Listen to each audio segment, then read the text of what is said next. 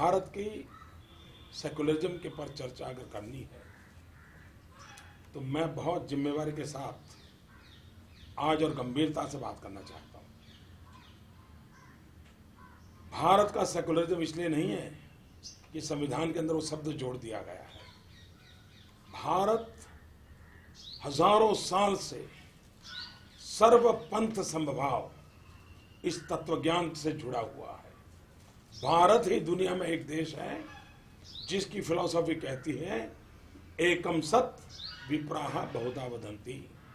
सत्य एक है, जानकार लोग उसको अलग अलग रूप में प्रस्तुत करते हैं। भारत ही एक देश है जो कहता है सर्वे अपि सुखिनः सन्तु सर्वे सन्तु निरामया सर्वे भद्राणि पश्यन्तु मां कश्चित् दुर्भाग् भवेत्। भारत कभी ये नहीं कहता हिंदू सुखेन सुखी है, ऐसा नहीं कहता है। भारत सबके लिए सोचने वाला देश है और भारत का हजारों साल का इतिहास देखिए। हिंदुस्तान ने कभी तलवार लेकर के कभी दुनिया के विचार पर, संप्रदाय पर, समाज पे हमला नहीं बोला है। विस्तारवाद ये भारत के ब्लड में नहीं है। उस भारत को बिन सांप्रदायिक सिखाने की कोशिश है न हमें करनी चाहिए न किसी और ने करनी चाहिए। जो लोग भारत की बिन सांप्रदायिकता के नाम पर कल बयानबाजी की है, मैं उन फारूक साहब से पूछना चाहता हूं, भारत की बिन सांप्रदायिकता के ताकत इतनी जोरदार है और ये हमारी रगों में है, सिर्फ संविधान में नहीं, हमारी रगों में है। हम सर्वसमावेशक हैं। ये देश ऐसा है जो प्रकृति की भी पूजा करता है, पेड़ की भी पूजा करता है, पानी की भी पूजा करता है। यहाँ कोई पराया हो ही नहीं सकता। पूरे ब्रह्मांड को अपना मानता है, पूरे विश्व को परिवार मानता है। ये समाज है और उस समाज में अगर इस प्रकार की भाषा बोली जाए, कभी कभार कोई घटना घटे या किसी का बयान आ जाए, क्या हिंदुस्तान का सेकुलरिज्म इतना रद्दी है क्या कि कोई एक बयान दे तो खराब हो जाएगा? और इसलिए फारूक अब्दुल्ला से मैं कहना चाहता हूँ, हजारों साल के हिंदुस्तान के इतिहास में भारत की हजारों साल की महान सेकुलरिज्म की परंपरा को सबसे बड़ी चोट, गहरी चोट अगर कहीं पड़ी है तो कश्मीर में पड़ी है।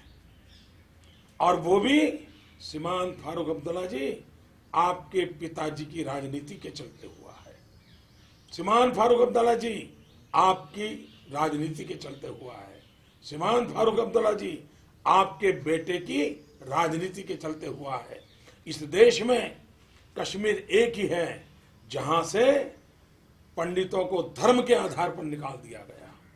जो सूफी परंपरा की भूमि थी उसको आपने निजी राजनीतिक स्वार्थ के लिए संप्रदाय के रंग से रंग दिया है।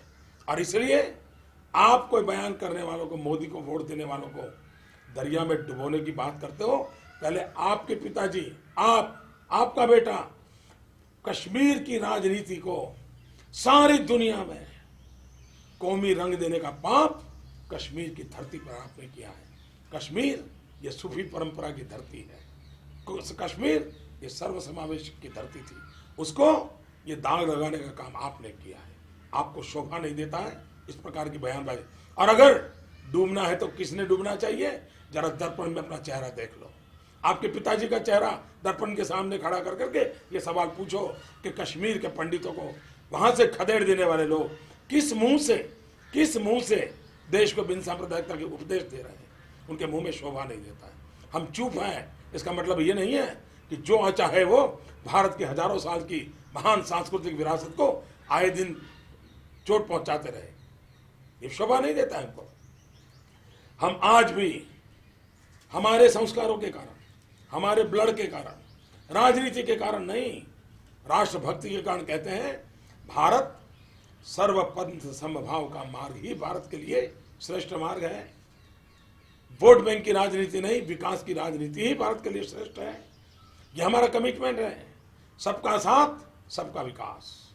और हम उसी मंत्र पर चलेंगे। फारूक अब्दुल्ला साहब जैसे कितने ही लोग अनाप शनाप बातें करें, इससे गाड़ी डिरेल होने वाली नहीं है।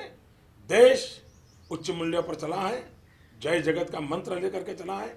वसुधैव कुटुंबकम का लक्ष्य चलाए, कुर्वन्तो विश्व मार्यम का मंत्र लेके चलाए, उससे कभी डिगने वाला नहीं है।